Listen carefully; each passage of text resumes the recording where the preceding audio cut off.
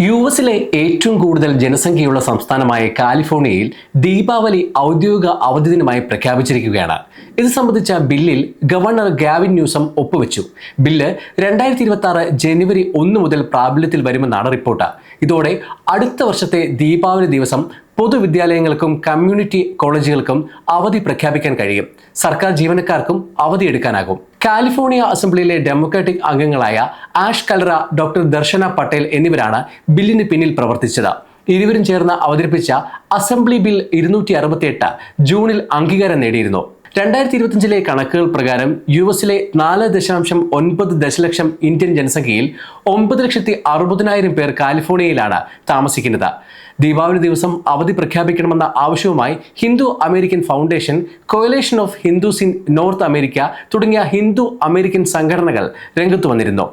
അതേസമയം governor Gavin ന്യൂസമിന് നന്ദി അറിയിച്ച് ഇന്ത്യൻ വംശജരും ഹിന്ദു സമൂഹങ്ങളും സമൂഹ മാധ്യമങ്ങളിലൂടെ രംഗത്തെത്തി.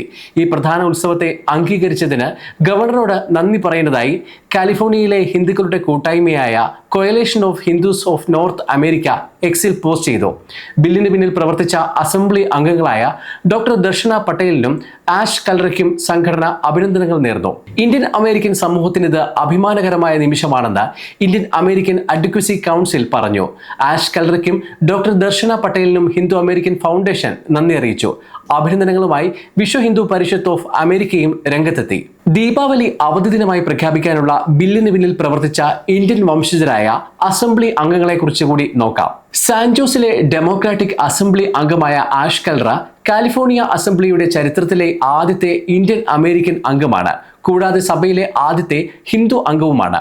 നിലവിൽ കനേഡിയൻ വംശജനായ ഏക വ്യക്തിയും ഇദ്ദേഹമാണ്. സാൻജോസിൽ വളർന്ന ഇദ്ദേഹം 2016 നവംബറിൽ തെരഞ്ഞെടുപ്പിൽ അസംബ്ലി ഡിസ്ട്രിക്ട് 25 പ്രതിനിധിയായി.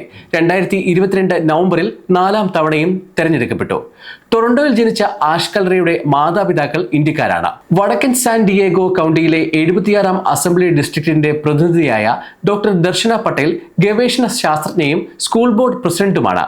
ഇന്ത്യൻ കുടിയേറ്റക്കാരുടെ മകളായ ഇവർ കൗമാരക്കാരിയായിരിക്കുമ്പോൾ കാലിഫോർണിയയിലേക്ക് താമസം മാറി. 2024 നവംബറിൽ വടക്കൻ സാൻ ഡിയേഗോ കൗണ്ടിയിലെ 76ാം അസംബ്ലി ഡിസ്ട്രിക്റ്റിന്റെ പ്രതിനിധിയായി. കാലിഫോർണിയ അസംബ്ലിയിലെ ആദ്യ ഹിന്ദു വനിതയാണ് ഇവർ. അതേസമയം ദീപാവലി ദിവസം അവധി പ്രഖ്യാപിക്കുന്ന 3ാമത്തെ യുഎസ് സംസ്ഥാനമാണ് കാലിഫോർണിയ. 2024 പെൻസിൽവേനിയയാണ് ദീപാവലി സംസ്ഥാന അവധിയാക്കിയ ആദ്യ യുഎസ് സംസ്ഥാനം. ഈ വർഷം ആദ്യം കണക്റ്റിക്കട്ടും ഇത് നടപ്പിലാക്കി. ഈ വർഷം ഒക്ടോബർ 20 ദീപാവലി വരുന്നത്.